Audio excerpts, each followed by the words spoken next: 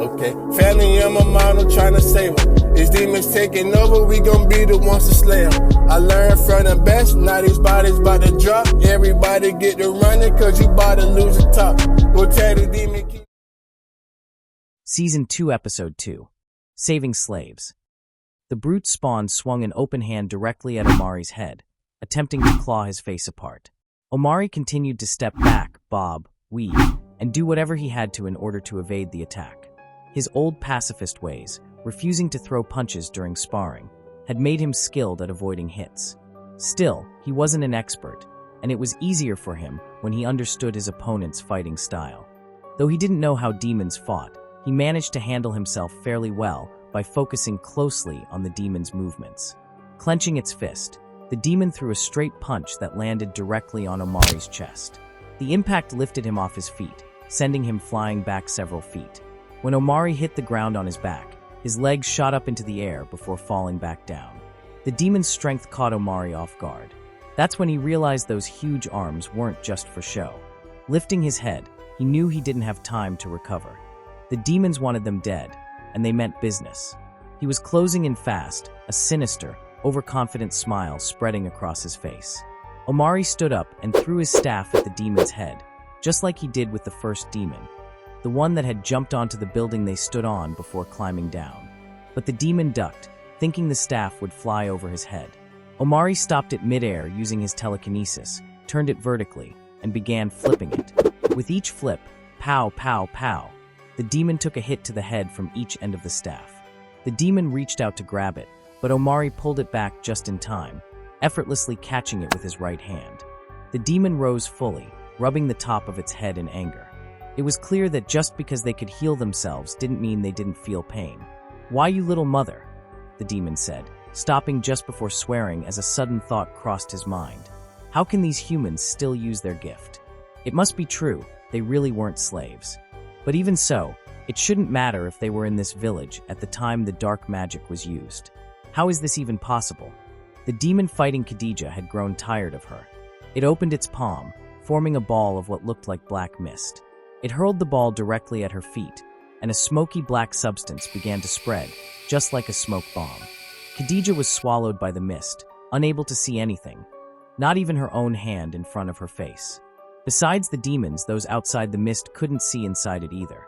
The smoke spread so wildly that even Omari would have been affected had he not taken that punch to the chest by the demon he fought.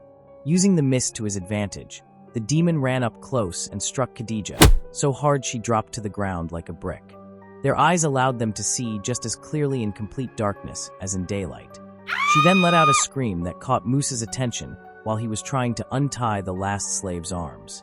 The demon struck her again while she was on the ground, and although he couldn't see, he knew it was time to act.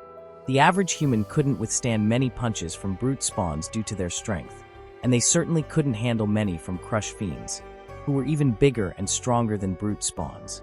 Someone with training and greater strength than the average person could endure a bit more punishment. Musa ran into the mist, drawing the demon's attention. He couldn't see the demon, but the demon could see him. However, it didn't matter because Musa had a plan. Using his gift, he ran at super speed in circles within the mist. The mist began to gather and swirl inside the circle, rising like a tornado. When Musa stopped, the mist kept rising, slowly disappearing into the atmosphere. Because they could see once again, Musa ran to the side of the demon and launched his whole body into him, knocking him away from Khadija. As if he held a sword, Omari jabbed one end of the staff into the demon's gut. Pulling it back just enough, Omari twisted the staff and struck the demon across the face with the other end. But he didn't stop there. He kept throwing combinations, skillfully twisting and twirling the staff until the demon was knocked off its feet. Using his time wisely, Omari dropped his staff right in front of him and got into his stance. With a slight bend in his knees, he cocked his right fist back while keeping his left arm straight out. Then he started focusing his energy cells into his right arm. The demon, not just standing but lunging at Omari, met his punch head-on. Omari had performed the sonic push, or as he liked to call it, the sonic punch. His fist was still an inch away from the demon's body when he threw the punch. It didn't even hit directly, yet the force from the SP sent the demon flying back faster than the punch he gave Omari. It blasted past Khadija, who was still on the ground, Musa, and the demon they were fighting. Everyone stopped and stared. Even the slaves were at a loss for words. As for the demon, it crashed into the back of a home surrounding the courtyard, badly damaging the walls. Omari used his telekinesis to lift an arrow from Musa's quiver and pointed it at the demon he and Khadija were fighting, as he dashed toward it on foot.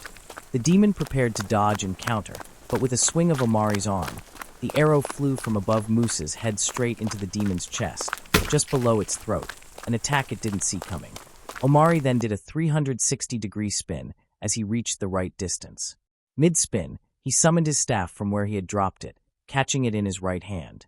Using the momentum from the spin, he clocked the demon in the head, knocking it to the ground. "Now's our chance. Let's get out of here quickly," Omari shouted, waving to the slaves to follow. Musa helped Khadija to her feet, and the 6 of them left the courtyard. They knew the road ahead wouldn't be easy, but they had to get themselves and the slaves back to where they had come from. It was a matter of time before the demon's crash into the wall got the attention of another demon. "Get in here, you peasants," barked the young man from his throne, feet propped up on the wooden desk in his office. His stomach growled loudly, fueling his growing frustration. After waiting several minutes with no response at the door, he shouted again, louder than the first time. "I said, get in here, peasants." After a few tense moments, the door creaked open. For figures entered, slaves tasked with labor inside the castle walls. Given the vastness of Wakahira's castle, there were many more slaves, but these 4 answered directly to the one seated behind the desk. Leading the group was an old gentleman who walked with a cane topped by a skull. Behind him followed a man who used to serve as his noble guard. Bringing up the rear were 2 women, both members of the king's military. "It's about time you got in here. My stomach is speaking to me, and it's saying it needs food to fill it up. Go to the kitchen and find me something good to eat. As a demon, I'm not picky at all, meaning I don't care what it is, as long as it's enough to fill me up." After the demon's words hung in the air, no one moved. They all stood frozen, eyes shifting nervously between one another before finally settling back on the one making the demands. The silence stretched, heavy and expectant. "Did you not hear me?" he almost shouted. "Do you not remember?" spoke the oldest one of the group, his voice calm but firm. "You already ate all the food in my kitchen, in my garden, and even the food I had stored away that was supposed to last a while." "No, you're the one who doesn't remember," said the young man as he stood up, then paced in front of his desk. "This isn't your castle anymore. It's mine, my kitchen, my garden, and my stored-away food. So if I choose to eat all the food, I certainly can.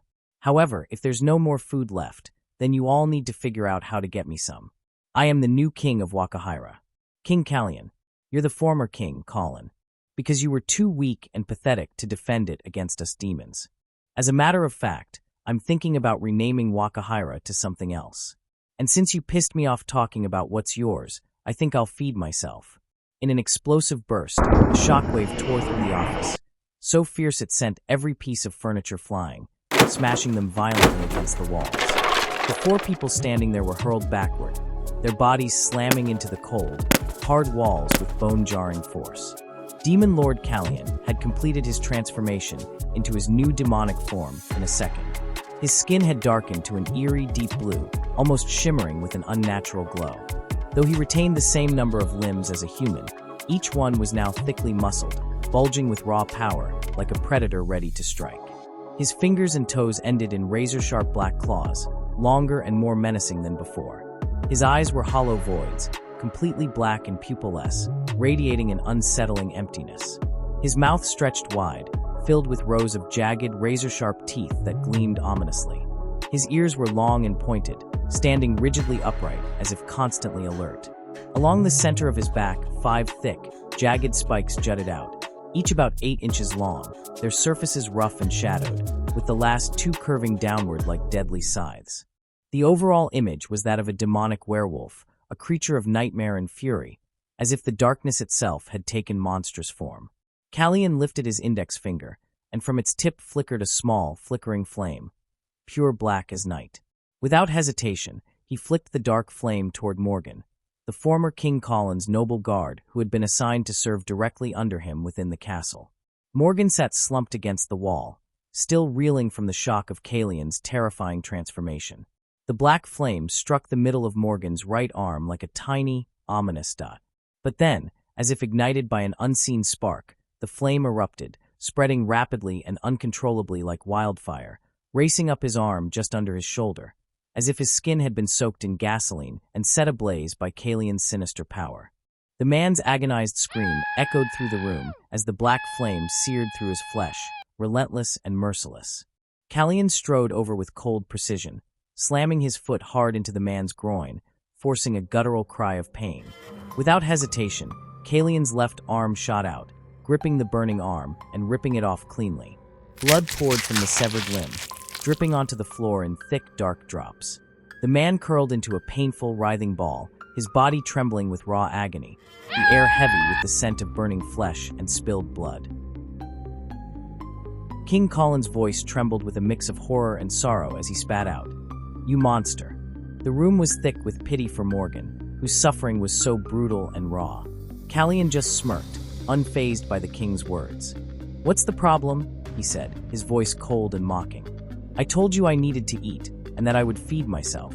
With that, he began to tear into the severed arm like it was nothing more than a piece of chicken, the crunch of flesh and bone filling the heavy silence. Kalian's voice dripped with venom as he said, "If you want, you can call that repayment for what you did to me. Don't you remember cutting off my arm, King Colin? With your stupid flaming cane sword." He sneered, eyes glinting with dark amusement. "But it was okay then, right? Too bad for him. He's no demon lord like me, so his arm won't grow back like mine did. However, if he wants, I'd gladly turn him into a regular demon." The threat hung heavy in the air, a chilling promise of what was yet to come. "Get him out of here. All that yelling is working my nerves. Oh, and don't worry. I'm pretty sure there are Helen plants in the garden. Get him one before he dies." He let out a chilling, diabolical laugh, then took another savage bite of the arm. The two women who had entered with King Colin moved quickly to obey, carrying the wounded man away as the room fell into a heavy, uneasy silence. Kalian's eyes gleamed with cruel satisfaction as he said, "Next time it may just be your arm, Colin. To be honest, you're lucky I even let you live. I figured making you serve me in your own castle was a pain worse than death, a hit to your pride that just keeps on hitting." He threw back his head and let out another cold, mocking laugh that echoed through the room. Kalian's cold declaration hung in the air. "This is my castle now. Every last bit of it, from this office to the castle's courtyard." Former King Colin stood silently, his gaze fixed on the floor, weighed down by the horror of the scene. He couldn't bear to watch as Kalian tore into the man's arm with such ruthless ease. The room felt heavy with defeat and despair. Kalian's voice dropped to a menacing whisper, filled with dark satisfaction. "You think that was hard to watch? Huh. Well, you're lucky your queen died years ago, and you two never had an offspring. I'd eat them up just the same, and make you watch as I do it." The threat was cruel and unyielding, a final blow meant to shatter his emotions. Colin's eyes locked onto Kalian's as he gritted his teeth in defiance. Suddenly, between them, a black hole materialized from the ground. Not a void that swallowed everything, but a shimmering portal. It was an opening for someone with the rare ability to teleport anywhere at will. The man slowly rose from the portal with an imposing presence, then it disappeared. His dark skin contrasted sharply with the intricate markings that covered his entire body. Symbols and languages spoken by demons, etched in patterns reminiscent of the blood-written walls of a demon praiser's cave. His short hair framed a face with dark eyes and medium-sized lips, standing about 5'10" tall. When he chose, his eyes could glow a fierce orange, signaling his power. The straight vertical line running down the center of his forehead marked him as the number 1, the first and strongest demon lord. Kalian shifted back into his human form, the similar markings on his body becoming visible again. An unmistakable V with lines beside it, symbolizing the number 8 sat on his forehead. This marked him as the 8th demon lord, the weakest among the powerful 7 before him. Despite his lower rank, to the humans he was a dangerous foe. Kalian's lips curled into a sly grin as he spoke. "What a surprise. Didn't know you were stopping by, Darius. Thought you all were still busy conquering more kingdoms across the globe." Darius's voice was steady and resolute as he declared, "I'll get straight to it. You, I, and the other demon lords are getting together, and with the combined power of all of us, we will perform a ritual on the sun at sunrise. By covering it in dark magic, the sun will never shine on us demons again. No matter if it's day or night, it will always be night outside. Demons will no longer need to hide from the sun. This is the next phase in transforming this world into our own demonic realm. Darius firmly grabbed Kalian's shoulder, and together they began to sink into another swirling black hole that Darius summoned. Nearby, former King Colin trembled, his face etched with fear and concern as he watched the two disappear into the void. "When I return, this office better be nice and clean," Kalian said with a smirk, just before they both vanished completely, along with the black hole.